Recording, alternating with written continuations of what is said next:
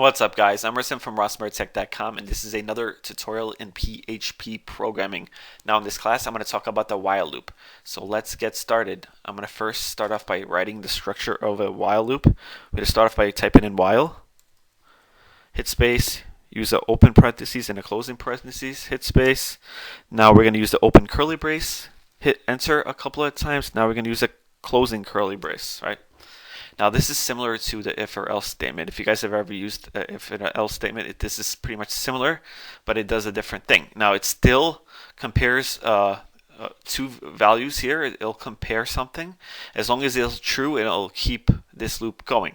Now we'll write our conditions in here that we want to test. As long as those conditions are true, or as long as whatever is in this parentheses is true, again, it's going to just keep the loop going. Once those conditions are false, the loop will stop and go to the next part of the program. But let's first start off by declaring a variable. I'm going to call this variable red. I like to use colors in all my variables, and I want to make this variable equal to the integer value 1. Right? Now I declared a variable which I named red, and I made it equal to integer value 1.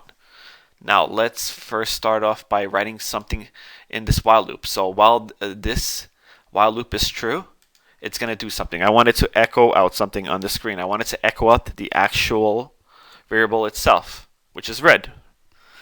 So as long as this statement is true in between this parenthesis, it's going to keep on printing red. Let's test some conditions in between these parentheses. I'm going to start off by typing in the variable red, and I want the variable red to be less than or equal to 10. Now, so basically, as long as the variable red is less than or equal to 10, the loop is going to keep on going. Once the variable red is greater than or not equal to 10, the loop will stop and it'll go to this part here. So as long as this part here is true, it's going to keep printing out the variable red. So now, if we hit save now and ran the program will never end. The loop will keep on going because the variable red will always have a value of 1, and it will always be less than the value of 10.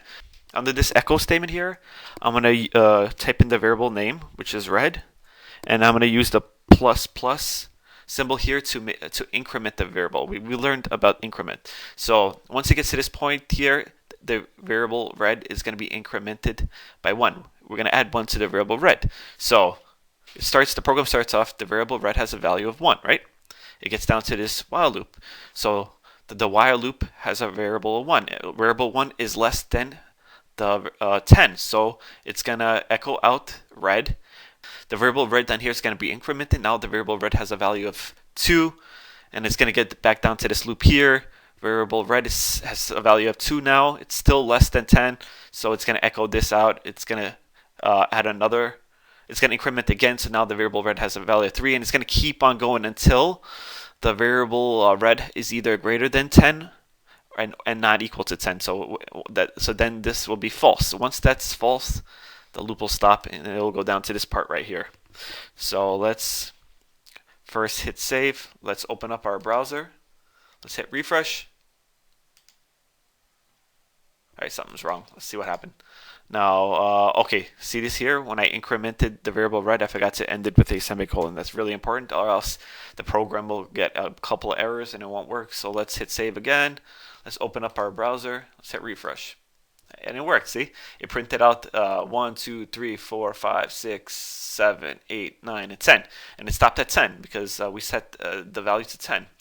Now, again, the loop will keep on going until the conditions are false. You can play around with this. You can set it to do anything you want. You could set it to echo anything you want. You can put any code here.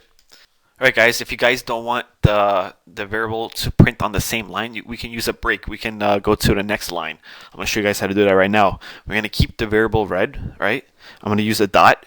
We're going to use a dot to connect it to something else. So anytime we want to connect a variable to another variable or a variable to a string, we'll use the dot. I'm going to use a single quote. I'm going to use this less than symbol, and I'm going to type in BR. I'm going to use this greater than symbol, then use another single quote.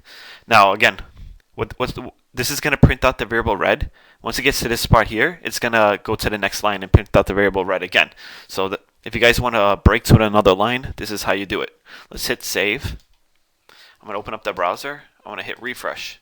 As you can see, it printed everything out on a new line. And if you guys just want to print everything on a different line, this is how you do it. Alright guys, that's pretty much it for this video. If you guys enjoyed this video, please give me a like. If you want more videos like this, please subscribe to my channel. I'm Rasim from RossMurTech.com, and thanks for watching.